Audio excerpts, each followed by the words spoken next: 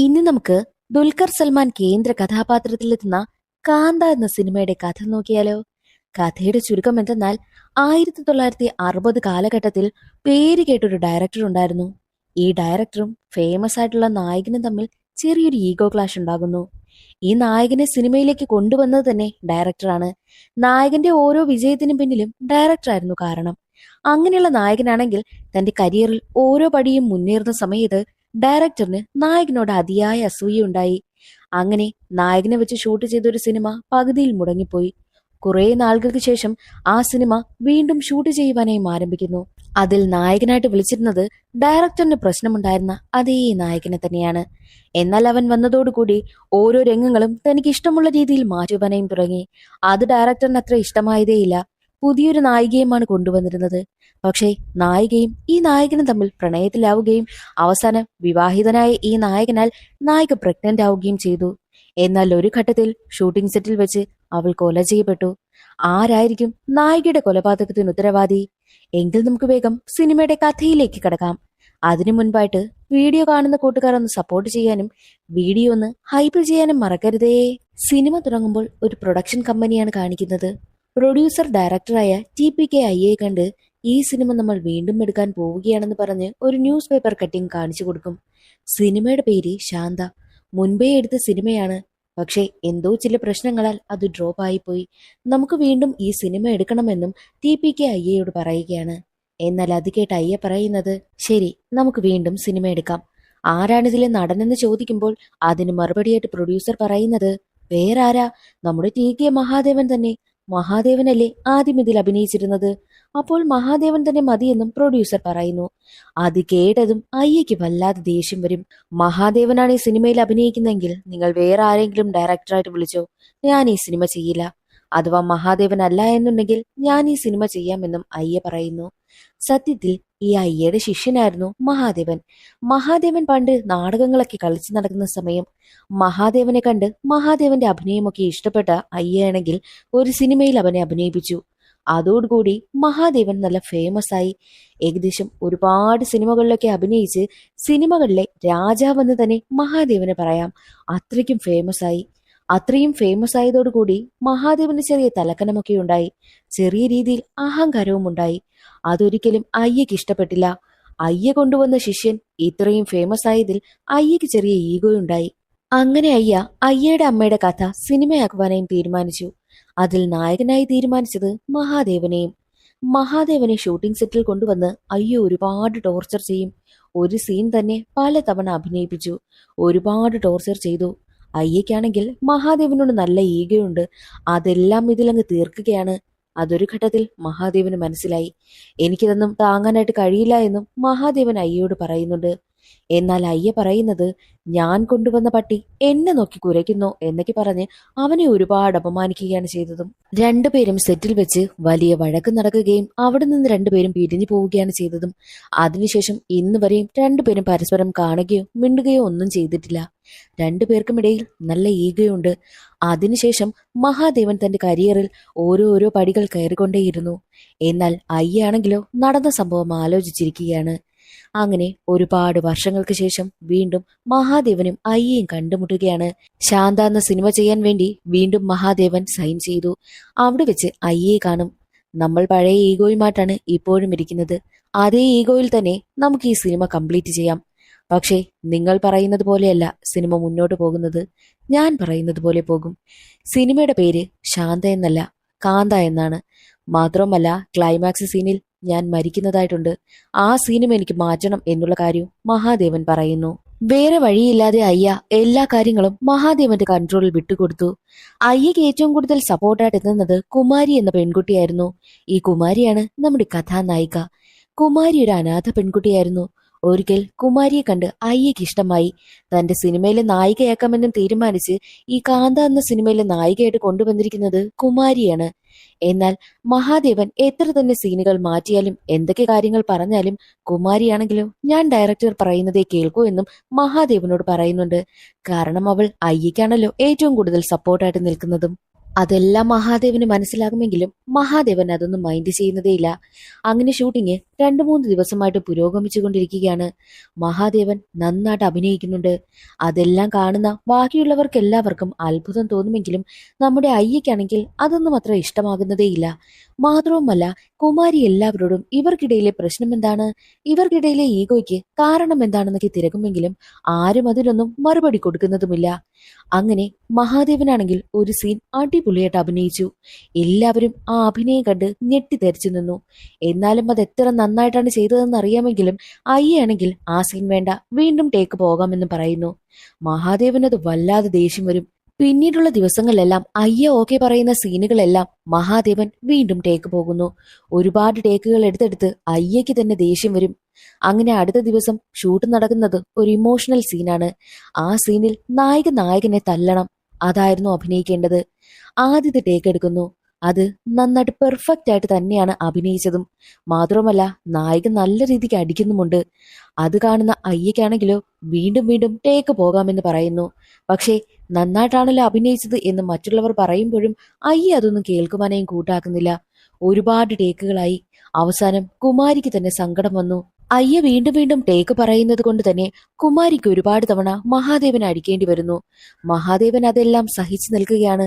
എന്നാൽ ഒരു ഘട്ടത്തിൽ കുമാരിക്ക് മഹാദേവനോട് വല്ലാത്ത സഹതാപം തോന്നുകയും ആ ഒരു സഹതാപം ചെറിയ ഇഷ്ടമായി മാറുകയും ചെയ്തു. കാരണം മഹാദേവൻ അത്ര നന്നായിട്ട് അഭിനയിക്കുന്നുണ്ട്. എന്നിട്ടും അയ്യ ഇങ്ങനെ കാണിക്കുന്നതിൽ കുമാരിക്ക് വല്ലാത്ത സങ്കടവും തോന്നും. എന്തെന്നൊക്കെ പറഞ്ഞാലും ഡയറക്ടർ പറയുന്നതെല്ലാം കുമാരിക്ക് ചെയ്യേണ്ടി വന്നു. എന്നാലും ഇവർക്ക് രണ്ടുപേർക്കുമിടയിൽ എന്താണ് പ്രശ്നമെന്ന് അറിയുവാനുള്ള ആഗ്രഹം കുമാരിക്കുണ്ടാകും. അവൾ നേരിട്ടത് മഹാദേവനോട് ചോദിക്കുകയും ചെയ്യുന്നുണ്ട്. നിങ്ങൾ രണ്ടുപേരും എന്താ ഇത്ര ശത്രുക്കളായിട്ടിരിക്കുന്നത് എന്നവൾ ചോദിക്കുമ്പോൾ അതിന് മറുപടിയായിട്ട് മഹാദേവൻ പറയുന്നത്, ഞാൻ ഇന്ന് ഈ കാണുന്ന അവസ്ഥയിലെത്താൻ കാരണം തന്നെ അയ്യാണ് എന്നെ സിനിമയിലേക്ക് കൊണ്ടുവന്നത്. എന്നാൽ എന്റെ വളർച്ച ഇഷ്ടപ്പെടാത്ത അയ്യ തന്നെ എന്നെ കള്ളക്കേസിൽ കുടുക്കി, എന്നെ അകത്താക്കി. പക്ഷെ ഞാൻ അതിലൊന്നും തളർന്നു പോയില്ല. ആ കേസിൽ നിന്നെല്ലാം ഞാൻ പുറത്തു വന്ന് എന്റെ അഭിനയ കരിയറിൽ ഞാൻ മുന്നോട്ട് തന്നെ പോയി. ഓരോ സ്റ്റെപ്പും ഞാൻ കയറിക്കൊണ്ടേയിരുന്നു. അല്ലാതെ ഞാനൊരു തെറ്റും ചെയ്തിട്ടില്ല എന്നുള്ള കാര്യവും അവൻ പറയുന്നുണ്ടായിരുന്നു. അത് കേട്ടതും കുമാരിക്ക് വല്ലാത്ത സങ്കടം വരും. മഹാദേവന്റെ ഭാഗത്ത് ഒരു തെറ്റുമില്ലെന്നും കുമാരിക്ക് മനസ്സിലായി. കുമാരി അങ്ങനെ മഹാദേവനുമായിട്ട് കൂടുതൽ അടുക്കുവാനായും തുടങ്ങി. പക്ഷെ അതൊന്നും കാണുന്ന അയ്യയ്ക്ക് അതത്ര ഇഷ്ടമാകുന്നതേയില്ല. അതുകൊണ്ട് തന്നെ എത്രയും വേഗം ഷൂട്ടിംഗ് ഒക്കെ അവസാനിപ്പിക്കണമെന്നും അയ്യ തീരുമാനിക്കും. അതിനു വേണ്ടിയിട്ടുള്ള ഒരുക്കങ്ങളും അയ്യ ആരംഭിച്ചു കഴിഞ്ഞു. എന്നാൽ മഹാദേവനാണെങ്കിൽ ഓരോ സീനും തനിക്ക് ഇഷ്ടമുള്ള രീതിയിൽ മാറ്റിക്കൊണ്ടേയിരുന്നു. കുമാരി ആദ്യമൊക്കെ അയ്യ പറയുന്നതാണ് അനുസരിച്ചുകൊണ്ടേയിരുന്നതും. എന്നാൽ ഇപ്പോൾ മഹാദേവൻ പറയുന്നതാണ് കുമാരി കേൾക്കുന്നത്. മഹാദേവന്റെ ഭാഗത്ത് ന്യായമുണ്ടെന്ന് മനസ്സിലാക്കി കുമാരിക്ക് മഹാദേവനോട് ചെറിയൊരു പ്രണയമൊക്കെ തോന്നുന്നു. പക്ഷേ പ്രശ്നം എന്തെന്നാൽ ഈ മഹാദേവൻ വിവാഹം കഴിഞ്ഞതാണ്. ഒരു വലിയ ബിസിനസ്സുകാരന്റെ മകളെയാണ് മഹാദേവൻ വിവാഹം കഴിച്ചിരിക്കുന്നതും. എന്നിരുന്നാലും മഹാദേവൻ ഒരു ഘട്ടത്തിൽ കുമാരിയോട് പ്രണയം തോന്നും. രണ്ടുപേരും ഇടയ്ക്കിടയ്ക്ക് കറങ്ങാൻ പോകുന്നതെല്ലാം അയ്യ അറിയുന്നുണ്ട്. അയ്യ അതിന്റെ ഫോട്ടോയൊക്കെ എടുത്ത് സൂക്ഷിക്കും. എന്തെങ്കിലും പ്രശ്നം വന്നാൽ അത് വെച്ച് മഹാദേവന് പണി കൊടുക്കാമെന്നാണ് അയ്യയുടെ മനസ്സിൽ. അങ്ങനെ മഹാദേവനും കുമാരിക്കും ഇടയിലുള്ള പ്രണയം അത് വളർന്നു വരുന്നു. അവരൊരു ഘട്ടത്തിൽ ഇന്റിമേറ്റ് ആവുകയും ഒക്കെ ചെയ്യുന്നുണ്ട്. എന്നാൽ ഈ ഒരു കാര്യമാണെങ്കിൽ പുറത്ത് ചർച്ചയായി. മഹാദേവനും കുമാരിക്കുമിടയിൽ എന്തൊക്കെയോ ചെറിയ കണക്ഷൻ ഉണ്ടെന്ന് റൂമേഴ്സ് വന്നതോടുകൂടി മഹാദേവന്റെ അമ്മായിയച്ഛനും മഹാദേവന്റെ ഭാര്യയും ഒക്കെ ഇതറിയുന്നു. അമ്മായിയച്ഛനാണെങ്കിൽ നേരിട്ട് വന്ന് മഹാദേവനെ വിരടുകയും ഒക്കെ ചെയ്യുന്നുണ്ട്. ആ ഒരു നടിയുമായിട്ട് നീ അകലം പാലിക്കണമെന്നൊക്കെ മഹാദേവനോട് പറയും. എന്നാൽ അവിടെയാണ് കഥയിലൊരു ട്വിസ്റ്റ്. കുമാരി ഇപ്പോൾ പ്രഗ്നന്റ് ആണ്. അവൾക്ക് ഒന്നും ചെയ്യാൻ പറ്റാത്ത അവസ്ഥയായിരിക്കുകയാണ്. മഹാദേവനോട് അവൾ ആ ഒരു കാര്യം പറയും. ആദ്യമൊക്കെ മഹാദേവൻ അതിനെ അബോർഷൻ ചെയ്യാമെന്ന് പറയുമെങ്കിലും പിന്നീട് മഹാദേവൻ പറയുന്നത് വേണ്ട, നമുക്ക് രണ്ടുപേർക്കും കല്യാണം കഴിക്കാമെന്നായിരുന്നു. ഒരുപാട് വലിയ വലിയ ആക്ടേഴ്സ് ഇതുപോലൊക്കെ ചെയ്തിട്ട് എങ്ങനെയെങ്കിലും അവരെ ഒഴിവാക്കി പോവുകയാണ് ചെയ്യുന്നത്. പക്ഷെ നീ അങ്ങനെയല്ല, നീ നല്ല മനുഷ്യനാണെന്നും കുമാരി മഹാദേവനോട് പറയുന്നു. പക്ഷേ മഹാദേവന്റെ ഫാമിലിയൊക്കെ ഇത് അറിഞ്ഞത് കൊണ്ട് തന്നെ മഹാദേവൻ പറയുന്നത് നമുക്കിത് വെച്ച് താമസിപ്പിക്കണ്ട, ഉടനെ തന്നെ കല്യാണം കഴിക്കാമെന്നും കുമാരിയോട് പറയുന്നു. എന്നാൽ കുമാരിയാണെങ്കിൽ മഹാദേവനോട് ചോദിക്കുന്നുണ്ട്, അയ്യയുമായിട്ടുള്ള പ്രശ്നമൊക്കെ പറഞ്ഞു തീർത്തുകൂടെ, എന്തിനാ ഇങ്ങനെ ഈ പ്രശ്നം വഷളാക്കുന്നതെന്ന് ചോദിക്കുമ്പോൾ അയ്യയ്ക്ക് ഈഗോ ഉള്ളതുപോലെ തന്നെ തനിക്കും ഈഗോയുണ്ട്. പക്ഷേ അതൊന്നും പറഞ്ഞവസാനിപ്പിക്കാൻ പറ്റുന്നതല്ല എന്നുള്ളതാണ് മഹാദേവന്റെ മറുപടി. മഹാദേവൻ കുമാരിയോട് പറയുന്നുണ്ട്, നമുക്ക് നാളെ തന്നെ പോയി തിരുപ്പതിയിൽ വെച്ച് വിവാഹം കഴിക്കാമെന്ന്. കാരണം പ്രശ്നമൊക്കെ ഗുരുതരമായി വന്നുകൊണ്ടിരിക്കുന്നു. കുമാരിയും പ്രഗ്നന്റ് ആണ്. രണ്ടുപേരും അടുത്ത ദിവസം വിവാഹം കഴിക്കുന്നത് സ്വപ്നം കണ്ടാണ് അന്നേ ദിവസം രാത്രി ഉറങ്ങുവാനായി പോയതും. എന്നാൽ ഒരു ഘട്ടത്തിൽ കുമാരിക്കടുത്തേക്ക് ഒരു മുഖംമൂടി ധരിച്ച ഒരാൾ വരികയും അവളെ വെടിവെച്ച് കൊലപ്പെടുത്തുകയും ചെയ്തു. ക്രൈം നടന്ന സ്ഥലത്ത് ഡയറക്ടർ ഇരിക്കുന്നുണ്ട്. സംഭവ സ്ഥലത്തേക്ക് കേസ് അന്വേഷിക്കുന്ന പോലീസ് ഉദ്യോഗസ്ഥനും എത്തുകയാണ്. അവിടെ ആകെ അന്വേഷിക്കുന്ന സമയത്ത് രക്തക്കറ പുരണ്ട ഷൂ പ്രിന്റും കാണുന്നുണ്ട്. ഡയറക്ടറോട് ഓരോ കാര്യങ്ങളൊക്കെ ചോദിച്ച് മനസ്സിലാക്കുകയാണ്.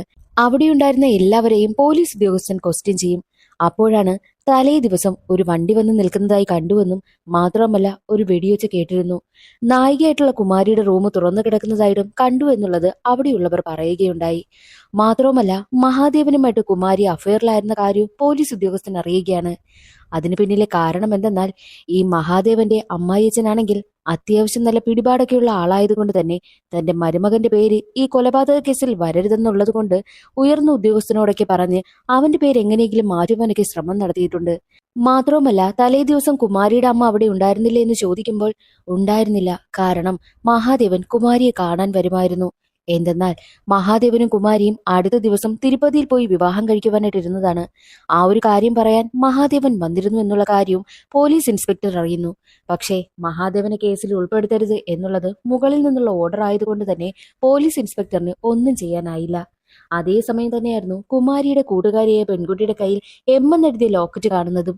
നീയും മഹാദേവനും തമ്മിൽ എന്തെങ്കിലും കണക്ഷൻ ഉണ്ടോ എന്ന് ചോദിക്കുമ്പോൾ അയ്യോ അങ്ങനെയൊന്നുമില്ല, മഹാദേവൻ സാറ് എന്റെ ചേട്ടനെ പോലെയാ, ഇതെനിക്ക് പ്രൊഡ്യൂസറായിട്ടുള്ള മാർട്ടിൻ തന്നതാണെന്നും ആ പെൺകുട്ടി പറയുന്നു.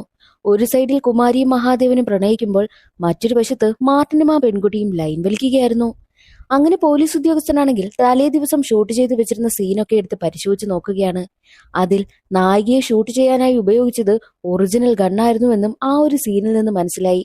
ഒറിജിനൽ ഗൺ നിങ്ങൾക്ക് എവിടെ നിന്ന് കിട്ടിയെന്നൊക്കെ പോലീസ് ഉദ്യോഗസ്ഥൻ അന്വേഷിക്കുന്നു. പ്രൊഡ്യൂസറാണ് അതെല്ലാം സെറ്റ് ചെയ്ത് തന്നതെന്നാണ് അവർ പറഞ്ഞത്. മാത്രവുമല്ല പ്രൊഡ്യൂസർക്ക് കുമാരിക്ക് മേലൊരു കണ്ണുണ്ടായിരുന്നു. അതുകൊണ്ട് തന്നെ കുമാരിയും മഹാദേവനും ഒരുമിച്ചുള്ള കാര്യങ്ങളൊക്കെ ഫോട്ടോ എടുത്ത് വെക്കുവാനായിട്ട് ഒരു ഫോട്ടോഗ്രാഫറെയും ഏർപ്പാടാക്കിയിരുന്ന കാര്യം പോലീസ് ഉദ്യോഗസ്ഥൻ അറിയുകയാണ്. അതുകൊണ്ട് തന്നെ പ്രൊഡ്യൂസറിനെ സംശയം തോന്നിയ പോലീസ് ഉദ്യോഗസ്ഥൻ പ്രൊഡ്യൂസറായിട്ടുള്ള മാർട്ടിനടുത്ത് വന്ന് ആ കാര്യങ്ങളൊക്കെ ചോദിക്കുന്നു. എന്നാൽ മാർട്ടിനാണെങ്കിൽ കുമാരിയുടെ കൊലപാതകത്തിൽ തനിക്കൊരു പങ്കുമില്ല എന്ന് ഉറപ്പിച്ചു തന്നെ പറയുകയാണ്. അങ്ങനെയാണെങ്കിൽ ഒറിജിനൽ ഗൺ നിങ്ങൾക്ക് എവിടെ നിന്ന് കിട്ടിയെന്ന് ചോദിക്കുമ്പോൾ ഞാൻ ആ ഒരു സീനിന് വേണ്ടിയിട്ട് ഡ്യൂപ്ലിക്കേറ്റ് ഗണ്ണാ പറഞ്ഞത്, പക്ഷേ ആ പയ്യൻ കൊണ്ടുവന്നത് ഒറിജിനൽ ഗണ്ണ്, എനിക്കറിയത്തില്ല എന്നും പറയുന്നു. അങ്ങനെയാണെങ്കിൽ നിങ്ങളുടെ ഗണ്ണ് എവിടെയെന്ന് ചോദിക്കും. അങ്ങനെ മാർട്ടിനാണെങ്കിൽ തന്റെ ഗണ്ണെടുത്ത് കൊടുക്കുവാനായി വരുന്ന സമയം തന്നെ മാർട്ടിന്റെ ഗണ്ണ് അവിടെ കാണുന്നില്ല. അങ്ങനെയാണെങ്കിൽ ആ ഗണ്ണ് എവിടെയെന്ന് പോലീസ് ഉദ്യോഗസ്ഥൻ ചോദിക്കുമ്പോൾ മാർട്ടിൻ ആ ഗണ്ണെടുക്കുവാനായി പോകും. പക്ഷേ അവിടെ ആ ഗണ്ണില്ലായിരുന്നു, അത് മിസ്സിംഗ് ആണ്. ആരാ തലേ ദിവസം ലോഡ് ചെയ്തതെന്ന് ചോദിക്കുമ്പോൾ സെറ്റിലുണ്ടായിരുന്ന ഒരു പയ്യനാണെന്നുള്ള കാര്യവും മാർട്ടിൻ പറയുന്നു. എന്നാൽ അവിടെ എത്തിയ ഡയറക്ടർ പറയുന്നത് കുമാരിയെ കൊന്നത് മഹാദേവൻ തന്നെ, അവനായിരിക്കും അവളെ കൊന്നത്, അവന്റെ കയ്യിലായിരുന്നു അന്ന് തോക്കുണ്ടായിരുന്നത് എന്നുള്ള രീതിയിലും ഡയറക്ടർ സംസാരിക്കുന്നു. ഡയറക്ടർ ആണെങ്കിൽ എങ്ങനെയെങ്കിലും മഹാദേവനിട്ട് പണി കൊടുക്കണം എന്ന ഉദ്ദേശമാണ്. മഹാദേവനും കുമാരിയും തമ്മിലുള്ള റിലേഷൻഷിപ്പിന്റെ കാര്യം കുമാരിയുടെ കൂട്ടുകാരിയോട് പോലീസ് ഇൻസ്പെക്ടർ അന്വേഷിച്ചറിയുകയാണ്. കൂട്ടുകാരി പറയുന്നത് മഹാദേവനും കുമാരിയും തമ്മിലുള്ള ബന്ധത്തിന്റെ കാര്യം മഹാദേവന്റെ അമ്മായിയച്ഛൻ അറിഞ്ഞു. ഒരിക്കൽ കുമാരിയെ കാണണമെന്ന് പറഞ്ഞ് തന്റെ ഡ്രൈവറിനെ പറഞ്ഞു വിട്ടിരുന്നു എന്നുള്ള കാര്യവും കൂട്ടുകാരി പറയും. സംഭവ സ്ഥലമാകെ അന്വേഷിക്കുന്ന സമയത്തായിരുന്നു ഒരു കാറിന്റെ ടയർ മാർക്ക് പോലീസ് ഉദ്യോഗസ്ഥൻ കാണുന്നതും. ആ ഒരു ടയർ മാർക്ക് ചെക്ക് ചെയ്യുന്ന സമയത്താണ് ആ ഒരു കാറ് സത്യത്തിൽ മഹാദേവന്റെ വൈഫിന്റേതാണെന്നും തിരിച്ചറിയുന്നത്. ഇനി വഴിയില്ല, അവരെ ക്വസ്റ്റ്യൻ ചെയ്തേ പറ്റൂ, അവരെയും കൂടി ഈ ഒരു കേസിൽ ഉൾപ്പെടുത്തിയേ പറ്റൂ എന്നും പോലീസ് ഇൻസ്പെക്ടറിന് മനസ്സിലായി. അങ്ങനെ മഹാദേവന്റെ വീട്ടിലേക്ക് പോവുകയാണ്. അവിടെ ചെന്ന് കാര്യങ്ങളൊക്കെ അവതരിപ്പിക്കുന്ന സമയത്താണ് മഹാദേവൻ കുമാരി മരണപ്പെട്ടു എന്ന് തന്നെ അറിയുന്നതും. മഹാദേവൻ ഉടനെ തന്നെ സ്റ്റുഡിയോയിലേക്ക് എത്തും. എന്നിട്ട് ഡയറക്ടറിനോട് ചോദിക്കുന്നുണ്ട്, നിങ്ങളല്ലേ അവളെ കൊന്നത്, അവൾ നിങ്ങളോട് എന്ത് തെറ്റ് ചെയ്തു എന്ന് പറഞ്ഞ് ഡയറക്ടറിനോട് ചൂടായിക്കൊണ്ട് ചെല്ലുകയാണ്. എന്നാൽ ഡയറക്ടർ ആണെങ്കിൽ നീയല്ലേടാ അവളെ കൊന്നതെന്ന് പറഞ്ഞ് മഹാദേവനോട് എതിർക്കുന്നു. രണ്ടുപേരും തമ്മിൽ വലിയ വഴക്ക് തന്നെ നടക്കും. അവസാനം പോലീസുകാരെത്തിയാണ് രണ്ടുപേരെയും പിടിച്ചു മാറ്റിയത്. കുമാരി മരിക്കുന്നതിന് മുൻപ് കുമാരിയുടെ റൂമിന്റെ ഡോറുകൾ തുറന്നിരുന്നു. അവൾ ആർക്കു വേണ്ടി കാത്തിരിക്കുകയായിരുന്നു. മാത്രവുമല്ല മരിച്ച സമയം ചിരിച്ച മുഖത്തോടു കൂടിയാണ് അവൾ മരിച്ചു കിടന്നതും. അവൾക്ക് പ്രിയപ്പെട്ട ആരോ ആണ് അവിടെ ഉണ്ടായിരുന്നത്. ആരോ ആണ് അത് ചെയ്തിരിക്കുന്നതെന്നും പോലീസ് ഇൻസ്പെക്ടർ ചിന്തിക്കുന്നു. പോലീസ് ഇൻസ്പെക്ടറിന് മഹാദേവനെയും ദേവിയും തന്നെയായിരുന്നു സംശയം. ആവിധം ചോദ്യം ചെയ്യൽ പുരോഗമിക്കവേ ദേവിയുടെ ഡ്രൈവറിൽ നിന്ന് പരുങ്ങുന്നത് പോലീസ് ഇൻസ്പെക്ടർ ശ്രദ്ധിക്കുന്നു. ഡ്രൈവറിനെ ചോദ്യം ചെയ്യുമ്പോഴാണ് ഞെട്ടിക്കുന്ന കുറച്ച് കാര്യങ്ങൾ ഡ്രൈവർ തുറന്നു പറയുന്നത്. അതെ, ഞാൻ തന്നെ യഥാർത്ഥ ഗണ്ണ് അവിടെ എത്തിച്ചത്, അത് ലോഡ് ചെയ്തതും ഞാനാ. ഒരു കാരണമുണ്ട് അതിന് പിന്നിൽ. ദേവിയെ കുഞ്ഞുനാളിലെ എടുത്തുകൊണ്ട് നടന്ന് വളർത്തിയത് ഞാനാ. എനിക്ക് എന്റെ മകളെ പോലെയാ ദേവി. അങ്ങനെയുള്ള ദേവിയുടെ ജീവിതം തകർക്കാൻ വേണ്ടിയിട്ട് കുമാരി വരുന്നത് എനിക്ക് സഹിക്കാനായില്ല. അതുകൊണ്ട് തന്നെ ഞാൻ അങ്ങനെ ചെയ്തത്. പക്ഷേ ഞാനല്ല ഷൂട്ട് ചെയ്തത്, അത് വേറെ ആരോ ആണെന്നുള്ള കാര്യവും ഡ്രൈവർ പറയുന്നു. പിന്നെ ആരായിരിക്കാം കുമാരിയെ കൊന്നത്? കുമാരിയുടെ കൊലപാതകത്തിന് പിന്നിൽ എന്തായിരിക്കും കാരണം എന്നൊക്കെയുള്ള സംശയം പോലീസ് ഇൻസ്പെക്ടറിനുണ്ടാകുന്നു. അപ്പോൾ കുറച്ച് കാര്യങ്ങൾ പോലീസ് ഇൻസ്പെക്ടർ ചിന്തിക്കും. എന്തെന്നാൽ കുമാരി മരിക്കുന്നതിന് മുൻപ് കുമാരിയുടെ റൂമിന്റെ ഡോർ തുറന്നിരുന്നു. മാത്രവുമല്ല, മരിച്ച സമയത്ത് ചിരിച്ച മുഖത്തോടു കൂടിയാണ് കുമാരി മരിച്ചിട്ടുള്ളതും. അപ്പോൾ പ്രിയപ്പെട്ട ആർക്കോ വേണ്ടിയിട്ട് അവൾ കാത്തിരുന്നു. അവൾക്ക് ഏറ്റവും പ്രിയപ്പെട്ട ആളാണ് അവളെ കൊന്നിരിക്കുന്നത്. അതുകൊണ്ടാണ് അവൾ ചിരിച്ച മുഖത്തോടു കൂടി മരണപ്പെട്ടതെന്നും പോലീസ് ഇൻസ്പെക്ടർ പറയുന്നു. പോലീസ് ഇൻസ്പെക്ടറിന്റെ സംശയം മഹാദേവനെ തന്നെയാണ്. എല്ലാ തെളിവുകളും മഹാദേവനെതിരായതുകൊണ്ട് തന്നെ മഹാദേവനെ അറസ്റ്റ് ചെയ്യുവാനായിട്ടും പോലീസ് ഇൻസ്പെക്ടർ തീരുമാനിക്കുന്നു. അതേസമയം തന്നെയായിരുന്നു സെറ്റിലുണ്ടായിരുന്ന എല്ലാവരും പോലീസ് ഇൻസ്പെക്ടറിനോട് കെഞ്ചുകയാണ്. ഈ സിനിമ എങ്ങനെയെങ്കിലും അവസാനിപ്പിക്കണം. ഇനിയൊരു ക്ലൈമാക്സിന്റെ ഷൂട്ട് മാത്രമേ ഉള്ളൂ. കുമാരിയുടെ കഴിവ് ലോകമറിയണം. അവൾ നന്നായിട്ട് ഇതിൽ അഭിനയിച്ചിട്ടുണ്ട്. അതുകൊണ്ട് ഈ ഒരു ഷൂട്ടിങ് മഹാദേവൻ പോയി കഴിഞ്ഞാൽ മുടങ്ങിപ്പോകും. അതൊരിക്കലും സംഭവിക്കരുതെന്നും സെറ്റിലുണ്ടായിരുന്ന എല്ലാവരും പോലീസ് ഇൻസ്പെക്ടറിന്റെ കാല് പിടിക്കും. മഹാദേവനും പറയുന്നുണ്ട്, ക്ലൈമാക്സിന്റെ ഷൂട്ടിംഗ് ഒന്ന് കഴിഞ്ഞോട്ടെ, സാറ് പറയുന്ന എവിടേക്ക് വേണമെങ്കിലും ഞാൻ വരാമെന്നും മഹാദേവൻ പറയും. അങ്ങനെ പോലീസ് ഉദ്യോഗസ്ഥനാണെങ്കിലോ ക്ലൈമാക്സ് ഷൂട്ട് നടത്തുവാനായിട്ടും സമ്മതിക്കുകയാണ്. അടുത്ത ദിവസം ക്ലൈമാക്സ് സീനിന്റെ ഷൂട്ടിംഗ് ആരംഭിച്ചു. തീം എന്തെന്നാൽ നായിക വെടിയേറ്റ് മരണപ്പെടുന്നു. വിവരമറിഞ്ഞ നായകനാണെങ്കിൽ പൊട്ടിക്കരയുന്നു. ഇതാണ് തീം. അങ്ങനെ മഹാദേവനാണെങ്കിൽ അഭിനയിക്കുവാനായും ആരംഭിച്ചു. പക്ഷെ ഒരു ഘട്ടത്തിൽ മഹാദേവൻ അതിൽ അഭിനയിക്കുകയായിരുന്നില്ല, ജീവിക്കുകയായിരുന്നു. നായികയ്ക്ക് വേണ്ടിയിട്ട് ഒരു പാട്ടൊക്കെ അവൻ പാടുന്നുണ്ട്. അവൻ പൊട്ടിക്കരയുന്നു. മഹാദേവന്റെ അഭിനയം കണ്ട് ഒരുപാട് നാളുകൾക്ക് ശേഷം ഡയറക്ടറാണെങ്കിൽ എഴുന്നേറ്റ് നിന്ന് കൈയടിക്കുകയാണ്. മഹാദേവനെ ഡയറക്ടറും അംഗീകരിച്ചു കഴിഞ്ഞു. എന്നാൽ സീനെല്ലാം അവസാനിക്കുമ്പോൾ പോലീസ് ഇൻസ്പെക്ടർ മഹാദേവനടുത്തെത്തിയിട്ട് പറയുന്നുണ്ട്, നിങ്ങൾ അഭിനയിക്കുകയായിരുന്നില്ല, നിങ്ങൾ അതിൽ ജീവിക്കുകയായിരുന്നു. കുറച്ചു സമയം നിങ്ങളൊന്ന് പോയി റെസ്റ്റ് എടുക്ക്. ഇതിൽ നിന്നെല്ലാം പുറത്തു വരുവാനായിട്ടും പോലീസ് ഇൻസ്പെക്ടർ മഹാദേവനോട് പറയും. അങ്ങനെ മഹാദേവനും ഡയറക്ടറും ഒരു റൂമിലിരിക്കുകയാണ്. മഹാദേവനാണെങ്കിൽ അപ്പോഴും സങ്കടത്തോടെ ഇരിക്കുന്നു. അത് കാണുന്ന ഡയറക്ടറാണെങ്കിൽ കുമാരിയെക്കുറിച്ച് ഓരോ കാര്യങ്ങളൊക്കെ പറഞ്ഞുകൊണ്ടേയിരിക്കും. കാരണം ഡയറക്ടറാണല്ലോ അനാഥയായിട്ടുള്ള കുമാരിയുടെ കാര്യങ്ങളൊക്കെ നോക്കിയിരുന്നതും. അവളൊരു പാവം കുട്ടിയായിരുന്നു. ജീവിതത്തിൽ ഒരുപാട് പോരാടി. ബർമയിൽ നടന്ന കലാപത്തിൽ നിന്നും രക്ഷപ്പെട്ടു വന്ന കുമാരി പിന്നീടെത്തിയത് ഇവിടെ നടിയായിട്ടാ. അങ്ങനെ അവൾ ഒരുപാട് മരണത്തിൽ നിന്നെല്ലാം രക്ഷപ്പെട്ടു വന്നിട്ട് ഇവിടെ വന്നിട്ട് ഇവൾക്ക് ഇങ്ങനെ സംഭവിച്ചല്ലോ, ഏത് ദുഷ്ടനാണോ അവളെ കൊന്നത് എന്ന് പറഞ്ഞ് ഡയറക്ടർ കരയും. എന്നാൽ അപ്പോൾ കരഞ്ഞുകൊണ്ടിരിക്കുന്ന മഹാദേവന്റെ മുഖം അങ്ങ് മാറുകയാണ്. പെട്ടെന്ന് തന്നെ ഒരു ക്രിമിനലിന്റെ മുഖം വരികയും, അതെ, ഞാനാ ദുഷ്ടൻ, ഞാനാ കുമാരിയെ കൊന്നത് എന്നുള്ളൊരു ഞെട്ടിക്കുന്നൊരു വെളിപ്പെടുത്തൽ മഹാദേവൻ നടത്തുന്നു. അത് കേട്ട് ഡയറക്ടറും ഞെട്ടിപ്പോവുകയാണ്. സംഭവം എന്തെന്നാൽ ഈ ഡയറക്ടർ മഹാദേവനെ കുറിച്ച് സംസാരിക്കുന്നത് അറിയുവാൻ വേണ്ടിയിട്ട് മഹാദേവൻ ഡയറക്ടറിന്റെ റൂമിലായിട്ട് ഒരു ടേപ്പ് റെക്കോർഡർ വെച്ചിരുന്നു. ഒരു ദിവസം ഡയറക്ടറിന്റെ റൂമിലേക്ക് കുമാരി വരികയും കുമാരിയും ഡയറക്ടറും സംസാരിക്കുന്നത് ആ ഒരു ടേപ്പ് റെക്കോർഡറിൽ റെക്കോർഡ് ആവുകയും ചെയ്തു. അതിലവർ സംസാരിക്കുന്നതെല്ലാം മഹാദേവനെ പറ്റിയാണ്. ഞെട്ടിക്കുന്ന കുറച്ച് കാര്യങ്ങളായിരുന്നു അതിലുണ്ടായിരുന്നത്. നിങ്ങൾ രണ്ടുപേരും ചേർന്ന് എന്നെ ചതിക്കുകയായിരുന്നില്ലേ? നിങ്ങൾ പറഞ്ഞതെല്ലാം ഞാൻ കേട്ടുവെന്നും മഹാദേവൻ പറയുന്നു. എന്തെന്നാൽ സത്യത്തിൽ ഈ ഡയറക്ടറാണെങ്കിൽ മഹാദേവനോടുള്ള പ്രതികാരം വീട്ടുവാൻ വേണ്ടിയിട്ടാണ് കുമാരിയെ കൊണ്ടുവന്നതും മഹാദേവനുമായിട്ട് കൂടുതൽ അടുപ്പമുണ്ടാക്കുവാനായിട്ട് കാരണമായതും. എന്നിട്ട് രണ്ടുപേരും ഒന്നിച്ചുള്ള നിമിഷങ്ങളൊക്കെ ഫോട്ടോ എടുത്ത് മഹാദേവനെ നാണം കെടുത്തുക, അവന്റെ കരിയറെ തകർക്കുക എന്നതായിരുന്നു ഡയറക്ടറിന്റെ ലക്ഷ്യവും. ഇതെല്ലാം മഹാദേവൻ കേട്ടറിയുകയാണ്. അതോടുകൂടി കുമാരിയോടും ഡയറക്ടറിനോടും വല്ലാത്ത ദേഷ്യമായി. ഇനി കുമാരി ജീവിച്ചിരിക്കാൻ പാടില്ല, പ്രണയം നടിച്ച് അവൾ എന്നെ ചതിക്കുകയായിരുന്നല്ലേ എന്ന് തീരുമാനിച്ചാണ് രാത്രിക്ക് രാത്രി തന്നെ കുമാരിയെ കാണാൻ വന്നതും മഹാദേവനോട് സംസാരിച്ചു കൊണ്ട് നിൽക്കുന്ന കുമാരിയെ പിന്നിൽ നിന്നും ഷൂട്ട് ചെയ്തതും. മഹാദേവനോട് സന്തോഷത്തോടു കൂടി സംസാരിച്ചു കൊണ്ടിരിക്കുന്നത് കൊണ്ടാണ് കുമാരി ചിരിച്ച മുഖത്തോടു കൂടി മരണപ്പെട്ടതും. ഇത് കേട്ടതും ഡയറക്ടറാണെങ്കിൽ ഞെട്ടിപ്പോകുന്നു. നീ എന്ത് തെറ്റായി ചെയ്തത്? നീ അത്ര മാത്രമേ കേട്ടിട്ടുള്ളൂ, അതിന്റെ അവസാന ഭാഗങ്ങളിൽ അവൾ സംസാരിക്കുന്നതെന്ന് നീ കേട്ടില്ലേ എന്നും മഹാദേവനോട് ഡയറക്ടർ ചോദിക്കുന്നു. അപ്പോഴാണ് മഹാദേവൻ ടേപ്പ് റെക്കോർഡറിൽ ബാക്കിയുണ്ടായിരുന്ന റെക്കോർഡുകൾ കൂടി കേൾക്കുന്നതും. അതിൽ കുമാരി പറയുന്നത്, മഹാദേവനുമായിട്ടുള്ള പ്രശ്നം എന്തിനാ ഇങ്ങനെ മുന്നോട്ട് കൊണ്ടുപോകുന്നത്? നിങ്ങൾക്ക് രണ്ടാൾക്കും സംസാരിച്ച ആ പ്രശ്നം തീർത്താൽ പോരെ? സാറ് പറയുന്നത് പോലെ മഹാദേവൻ അത്ര മോശമായിട്ടുള്ള ആളൊന്നുമല്ല. ആ മനുഷ്യൻ ഒരു നല്ല ആളാ, എനിക്ക് മനസ്സിലായി. ഞാൻ അദ്ദേഹത്തെ പൂർണ്ണ മനസ്സോടു കൂടിയാണ് പ്രണയിക്കുന്നത്, ആത്മാർത്ഥമായി പ്രണയിക്കുന്നു. എനിക്ക് അദ്ദേഹത്തെ വിവാഹം കഴിച്ച് ജീവിക്കാനും താല്പര്യമുണ്ട് എന്നൊക്കെയായിരുന്നു കുമാരി പറഞ്ഞതും.